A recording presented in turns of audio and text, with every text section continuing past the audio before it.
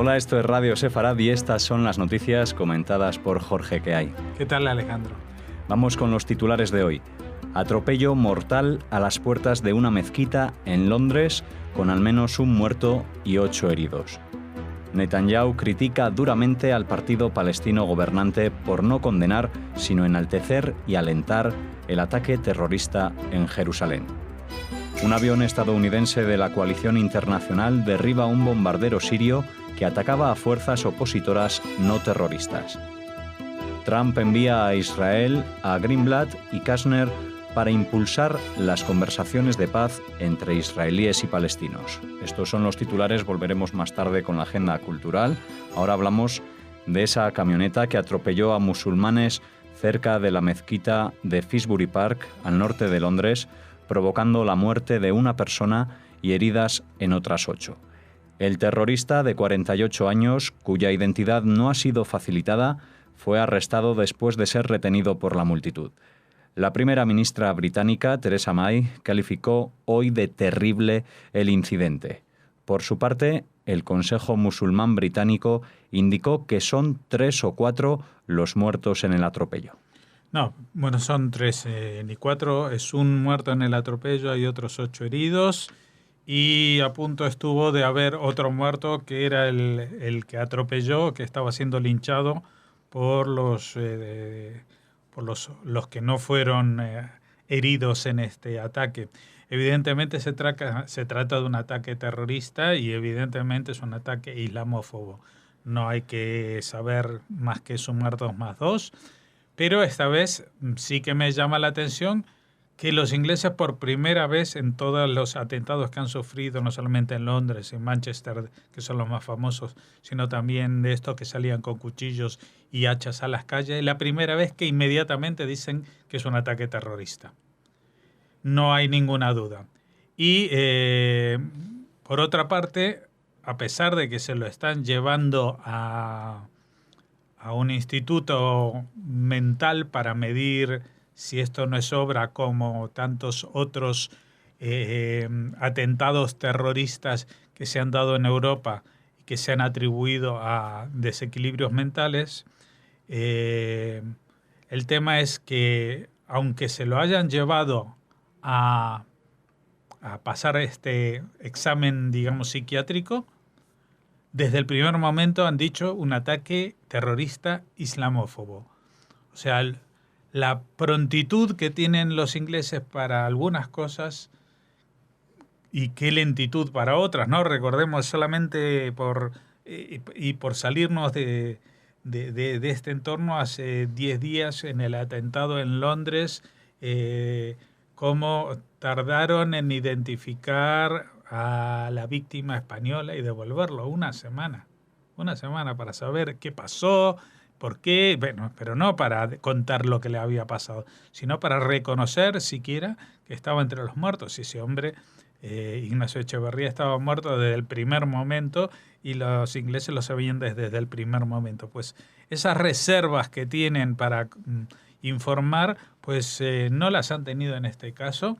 Lo único que todavía no ha trascendido es la identidad de esta persona, aunque de refilón en las escenas, cuando la policía va a rescatarlo del linchamiento, pues puede verse que es una persona de aspecto europeo no musulmán, porque también cabría la posibilidad que si es por desequilibrio mental podría ser un musulmán atropellando musulmanes, ¿no?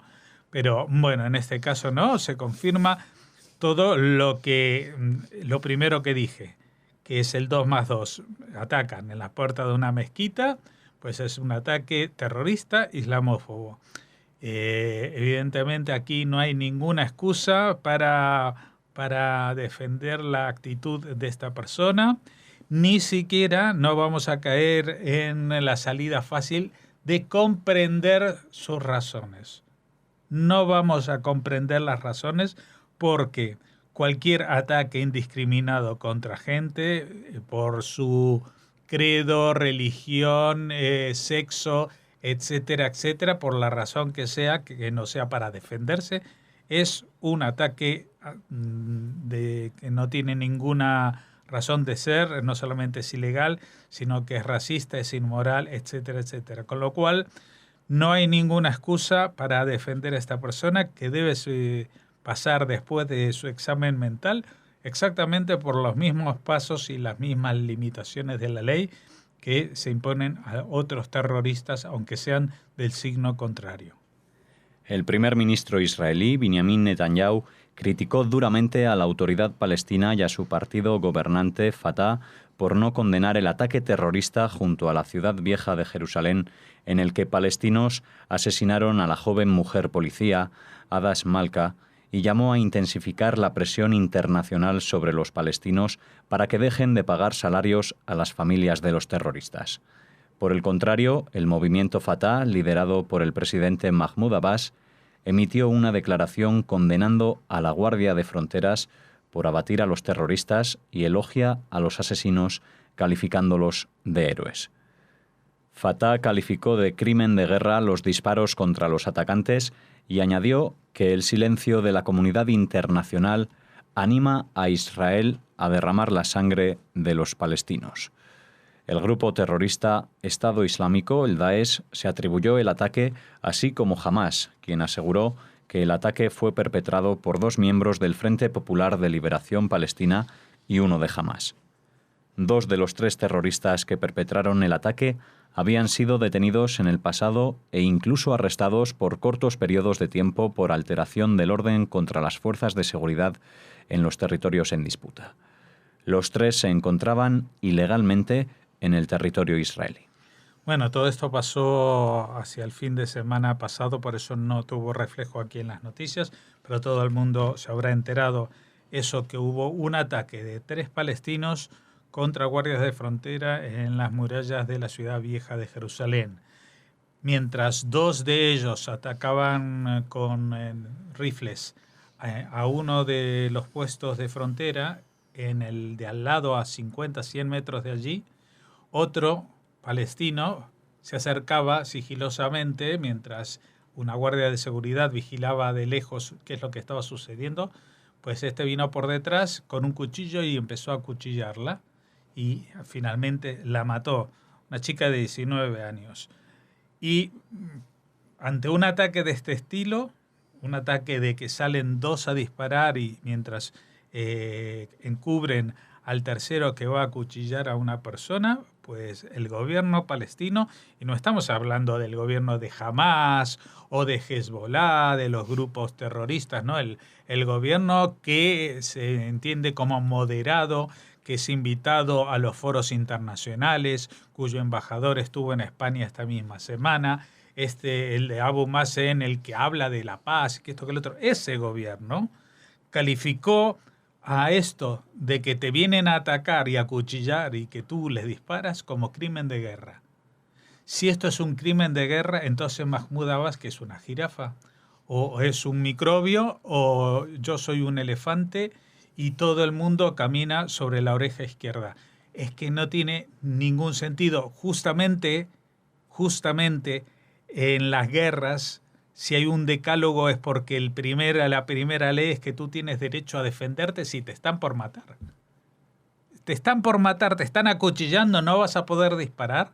Pero qué tontería más tonta y más perversa es esta, que en nombre de una supuesta defensa de la integridad física de alguien, está defendiendo la integridad física de alguien que está matando a los demás.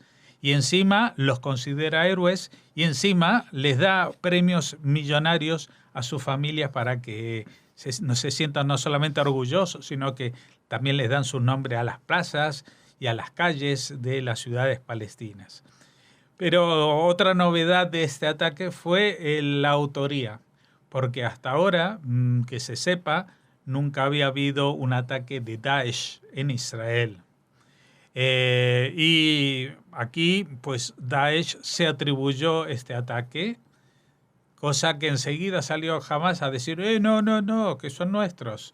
En realidad, lo que quería decir Hamás es que uno de ellos uno de los terroristas era de Hamás, pero los otros 2 no eran ni de Hamás ni eran de Daesh, eran del Frente Popular de Liberación Palestina. ¿Y quién es este Frente Popular de Liberación Palestina? Uno puede decir, ¿será otro grupo de estos nuevos? No, no es nuevo. Es el mismo grupo que cometió, por ejemplo, el atentado contra los atletas de Múnich en las Olimpiadas. Y es el mismo Frente Popular de Liberación Palestina cuya representante estuvo invitada y pagada por los ayuntamientos de Madrid y de Barcelona en sendos actos de homenaje a los presos palestinos. A ver, si alguien se entera en algún partido político de este país que dice que no apoyan el terrorismo, ¿a quienes están invitando? A gente que cometen actos terroristas, a grupos que cometen actos terroristas y a sus representantes. Entonces, vamos a ver qué es lo que quieren, que les traigan un certificado de terrorismo yihadista. Son terroristas, matan gente y ellos son los que cometen los crímenes. Ni siquiera son crímenes de guerra, son crímenes de lesa humanidad. La coalición internacional, liderada por Estados Unidos, justificó el derribo de un avión sirio por su derecho a defender a sus aliados, las milicias de la oposición siria, después de que fueran atacadas por fuerzas leales al presidente Bashar al-Assad. La coalición reafirmó que su misión en Siria e Irak es derrotar a Daesh y aseguró que no pretende combatir a las fuerzas leales a al-Assad o a Rusia, aunque advirtió de que no dudará en defenderse de cualquier amenaza. Por su parte, los guardianes de la revolución de Irán lanzaron misiles contra una sede de Daesh en el este de Siria. Los misiles de tipo tierra-tierra y de medio alcance fueron disparados desde las provincias iraníes occidentales. Sí, el avispero sirio cada día está más agitado y ahora resulta que había una posición del ejército de oposición sirio. ¿Quiénes son el ejército de oposición sirio? Bueno, son un grupo que combate contra el presidente Bashar al-Assad, pero no pertenecen ni a Al-Qaeda ni a Daesh, no son un grupo terrorista, es un grupo que se ha rebelado, en general son antiguos oficiales del ejército, que se han rebelado contra la tiranía de Bashar al-Assad, cuando hace 5 o 6 años emergió este movimiento de la primavera árabe. A este movimiento, a este grupo, lo cubre o lo defiende de alguna manera la coalición internacional, porque la coalición internacional ha entrado en Siria con la misión de combatir a Daesh y a Al-Qaeda, a los grupos terroristas, pero no a los opositores al gobierno. Al contrario, que es ni a ellos ni a los kurdos, que son otros dos grupos a los que el presidente Bashar al-Assad, aprovechando que el Pisuerga pasa por Valladolid, pues está bombardeando y tratando de aniquilar con la excusa de luchar contra el terrorismo. Pues resulta que el ejército presidencial estaba atacando reiteradamente una zona de la milicia de oposición siria. Los americanos mandaron un mensaje a través de los rusos diciendo que no sigan bombardeando esa zona porque ellos no son terroristas y no van a permitir que así suceda. Y después de la tercera advertencia, pues un cazabombardero, en este caso americano, dentro de la formación de la coalición internacional, pues derribó un avión sirio, del cual no se sabe necesariamente ahora dónde está el piloto que habrá saltado. Esto en otras circunstancias podría ser casus belli, es decir, un caso para un enfrentamiento bélico, por ejemplo, entre padrinos, entre el padrino de la oposición, que es Estados Unidos, y el padrino de las fuerzas presidencialistas, que es Rusia. Evidentemente, nadie quiere que sea el caso, pero este frente se está calentando mucho y si éramos poco, pues tal como adelantamos hace más de una semana aquí en las noticias, cuando dijimos que Irán estaría a punto de hacerse con el control del ejército presidencial sirio, nada más y nada menos, pues lo que sabemos ahora es que han disparado misiles desde territorio iraní, cruzando todo Irak, todo el espacio aéreo iraquí, cruzando para bombardear posiciones de Daesh, en este caso, en el frente más oriental de ellos, de Siria. Esto hay que entenderlo en venganza por los atentados que tuvieron lugar en Irán hace cosa de 10 días, en Teherán, que recordarán que fueron en el Parlamento y en el mausoleo destinado a Khomeini. Pero eso no deja de ser un elemento de agitación más en la zona, porque estamos viendo cómo de pronto Irán bombardea a Daesh, que también lo bombardea Estados Unidos. Con lo cual, pues tendría que haber cierta afinidad de intereses allí. Pues no necesariamente, ¿no? Pues también Irán coopera con la coalición internacional en echar a los de Daesh en Irak. Pero sin embargo, en otros frentes, pues Estados Unidos se declara enemigo acérrimo de Irán, de la mismo modo que tampoco se entiende muy bien cómo hace 10 días Trump felicitó a los estados árabes que rompieron relaciones con Qatar y a continuación pues firmó un acuerdo para venderle armas a Qatar. Todo lo que sucede en Oriente Próximo con el epicentro en Siria es totalmente desconcertante, ya no es un tsunami, porque cuando uno habla de un tsunami es que coinciden los picos y los valles de una ola gigantesca que es muy amenazadora, pero aquí lo que tenemos es un caos total que produce unos remolinos que salpican en cualquier dirección, con lo cual más que un tsunami es un tipo nuevo de desastre no natural, sino humano, de guerra total de todos contra todos. Esto es la guerra civil musulmana. El presidente norteamericano Donald Trump enviará esta semana a Jerusalén y Ramallah a 2 de sus principales asesores para discutir las próximas medidas que se podrían tomar para reanudar las conversaciones de paz israelí-palestinas. Se trata de Jared Kushner, yerno de Trump y esposo de su hija Ivanka, que se desempeña como alto asesor del presidente, y de Jason Greenblatt, su enviado especial para las negociaciones que arribarán a la región estos días. Bueno, pues veremos qué es lo que sucede, aunque dada los últimos movimientos que hemos visto de Trump en el frente de Oriente Próximo, pues hay mucho secretismo, muchas promesas en el aire, pero poca efectividad. Si tenemos que medirla en fechas, en sitios y en conversaciones, digamos, cara a cara o que se den a conocer en la prensa. Sí, vemos que Donald Trump ha puesto en marcha toda una iniciativa respecto al Oriente Próximo, con su visita y su venta multimillonaria a Arabia Saudí, la posterior condena a Qatar y todos estos movimientos de los últimos tiempos. Pero respecto al conflicto israelo-palestino, que era el que él dijo que era su ojito derecho, era por lo que iba a velar que se solucionara, pues nada de nada, como se dice, ni embajada en Jerusalén, ni reconocimiento, ni 2 estados, ni un estado y medio. Bien, pues las noticias terminan aquí. Ahora hacemos una pausa y regresamos con la agenda cultural.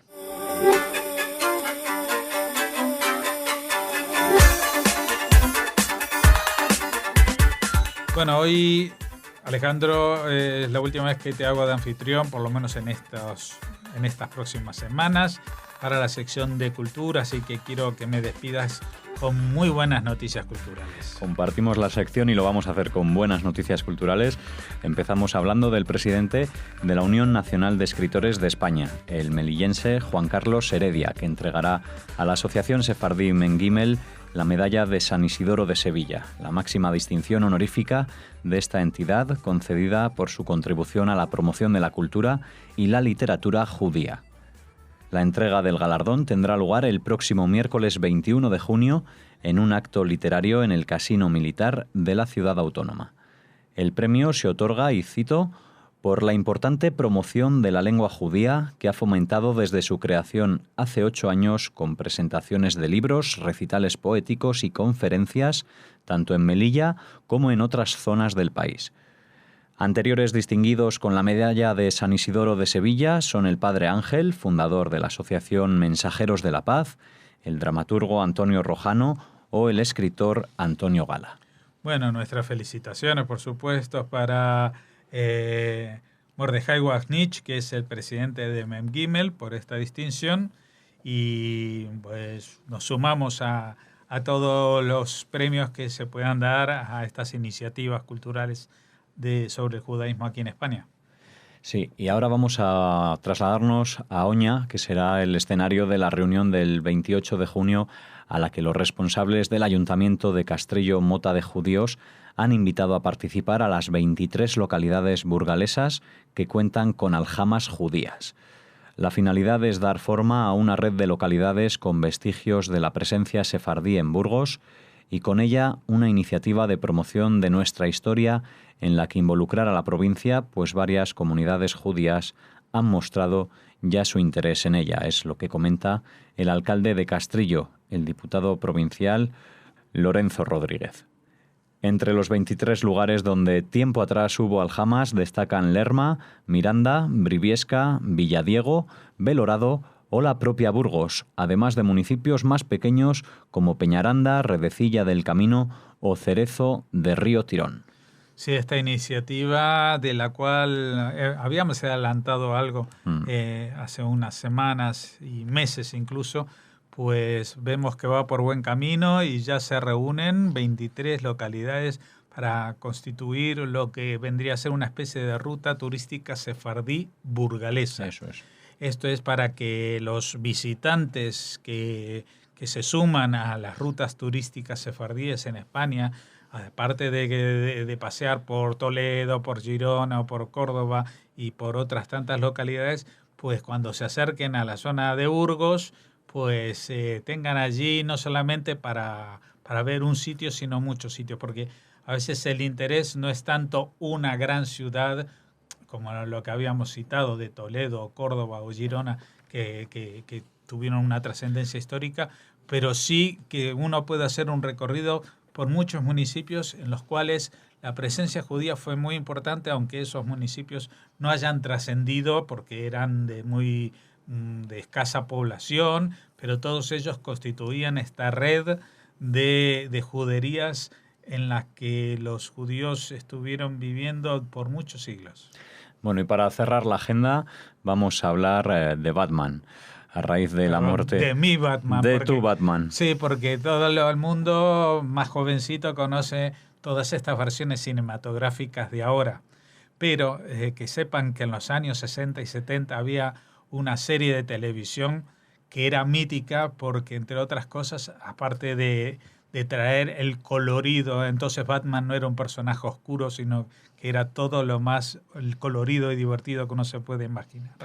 Y aparte con un estilo que se llama camp, que era componiendo carteles con como el punch, ¿no? El punch, exacto, el bam. Como los carteles que aparecían en los propios cómics, que cuando le daba un puñetazo aparecía bow, poo, chim, pow, y las onomatopeyas eran casi lo más divertido. Ahora sí te dejo. Bueno, pues a raíz de tu Batman, Jorge, hablamos de la muerte del actor Adam West, que el pasado 9 de junio falleció. Digamos que protagonizó una famosa serie de televisión de Batman, esta que tú comentabas, en los años 60 y 70. Hay quienes han examinado estos elementos judíos del superhéroe. Uno de ellos es su creador, Bob Kane, cuyo nombre auténtico era Robert Kahn, origen que comparten muchos otros superhéroes estadounidenses, Joe Shuster y Jerry Siegel en el caso de Superman, Joe Simon y Jack Kirby en el de Capitán América, o Stan Lee, el creador de Spider-Man o Los Cuatro Fantásticos. No es de extrañar, ya que algunos de estos personajes fueron ideados en la época de los años 30, cuando la sombra del nazismo y de la guerra representaban el mal encarnado que los superhombres debían de combatir en la ficción. Tanto Superman como Batman son sobrevivientes de hechos trágicos en sus vidas ficticias que parecen estar inspirados en la tragedia que le ocurrió a la población judía de la época. También la identidad secreta es profundamente judía, desde historias bíblicas como Jacobo y Esau, Tamar y Judá, o la de José y sus hermanos en Egipto, o la propia transformación y ocultación del nombre de su creador, Bob Kane. Sí, el tema de los cómics y los superhéroes ligados al judaísmo es un tema que atrae, especialmente en la cultura norteamericana, estadounidense. Es un tema que ha atraído a muchos estudiosos del tema. Como decíamos, el propio Bob Kane era un tal Robert Kahn de Cohen, Jerry Siegel, Joe Shuster, Joe Simon, Jack Kirby, Stan Lee, todos ellos personajes míticos del mundo de los cómics, y sus personajes y los superhéroes mismos, muchos tienen esta inspiración judía, a veces oculta, a veces no tanto, porque por ejemplo, fíjate que Superman viene de un planeta extraño del que fue expulsado, y ahí su padre se llama Jor-El, y todos estos nombres acabados con El, que son nombres de la Biblia, son nombres bíblicos, ¿no? O sea, suenan como Daniel, Gabriel, Ismael, todos los nombres bíblicos que tienen esta partícula El, que quiere decir Dios, en su escritura, ¿no? Y otros pues han sido, no, en vez de sufrir la expulsión como Superman, pues en el caso de Batman han sido atacados. Si bien la historia de Batman es de una familia rica que es atacada, pero seguramente algún judío alemán se puede haber sentido identificado con estos orígenes, porque lo que le pasó a los padres de Batman se parece mucho a lo que le podía pasar a los padres de los judíos en los años 30 en Berlín. Así que bueno, aquí nuestro pequeño homenaje, aunque sea a toro pasado, porque ya han pasado casi 10 días desde la muerte de Adam West, que él no era judío, el actor, pero sí que queríamos detenernos un poquito a hacer este homenaje al Batman de la juventud de muchos de los que nos oyen ahora mismo. Bueno, pues hecho este homenaje, nos despedimos ya. Hasta mañana.